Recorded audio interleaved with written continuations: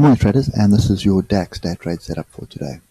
So we are still pretty much ranging between these two levels here, and that's 13,296 and 13,152, and it seems to be the same every day for the last 5 days. So we have either a gap down or a move down, and then the buyers step in. So it's very much buy the dips strategy within this range at the moment. A thing that intrigues me is the fact that all of these bars are green. Okay, but there's no structure to it. You see it's all over the place. But I think the wise thing to do right now is to wait for this to break.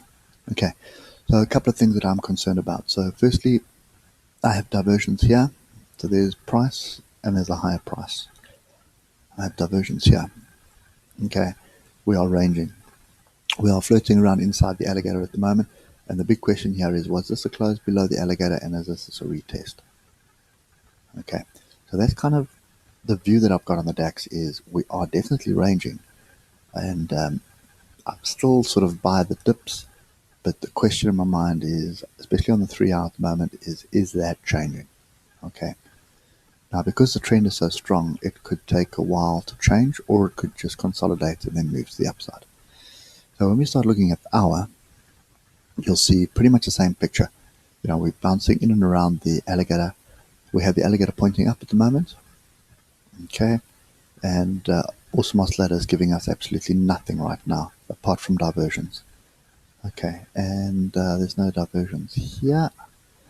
This was a fairly solid move to the upside, which closed the gap, but I'm still sort of wondering where to from here. Okay, so on the half hour, you can see not really a wise man number one entry here, but we were moving away from the alligator, which is always a signal that something's about to happen. And let's just quickly look on the 12 minutes to see if it was a wise man. Yep, there's two wise mans. Okay, so there was deviation, and there's another wise man. So the entry is pretty much on the top of the wise man there. So there's very much an entry here off the level, off the bottom of the range, which told you time to be long. Anyway, let's just stay with the half hour at the moment.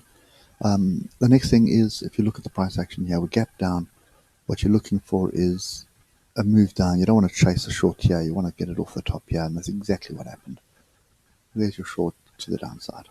Okay, and remember, those were our fractals. Well, there was our fractal, and there was our upside fractal. Okay, so today we have two fractals as well. There's the first one, and then there's the next one. And at the same time, I have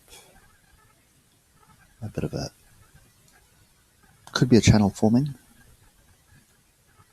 If I do that, or it could be a flat top triangle forming. Okay, or it could be a double top forming. Okay, and it's also pretty much in the middle of the range, so take it with a pinch of salt, whichever way it goes. But for me, a break of either of these levels here is going to drive the market. So 12,254 to the upside, and 13,219 to the downside. Targets, first target is definitely top of range or bottom of range. Okay, until this range breaks properly, it is a range. Okay, so that's pretty much my view on the DAX at the moment. Nothing really else is going to change on the 12 minute.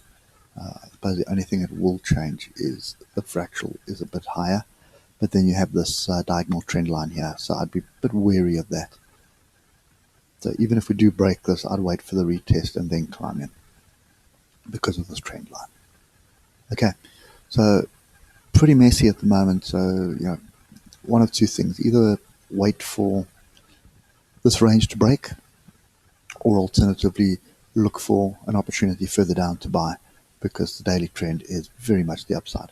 All that you've got to be wary of is that the 4 and 3 hour is potentially looking like it's rolling over. Okay, diversions everywhere. Okay, so and if it does roll over, it could hit the bottom of the range, then come up, test here, and that would be my short area for pretty much the height of the range, which is more likely going to be all the way down here by the gap. Okay, So that's kind of my view at the moment. Very cautious. If there is a break to the upside, you're short off the top. Okay, you take profit and you can take a short scalp at the top with a tight stop loss, and you're looking for the bottom of the range again. And that is your trade. If we move across to the Ichimoku, and let's just start with a 12 minute.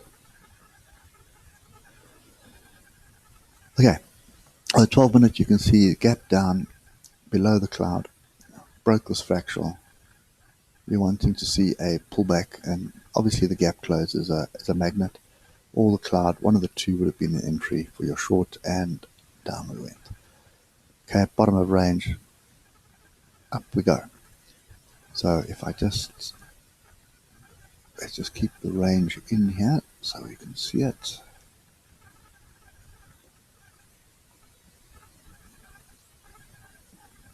Okay, so you can see right off the bottom of the range there. Okay, and obviously any short that you're taking, your stop would have been above the range anyway.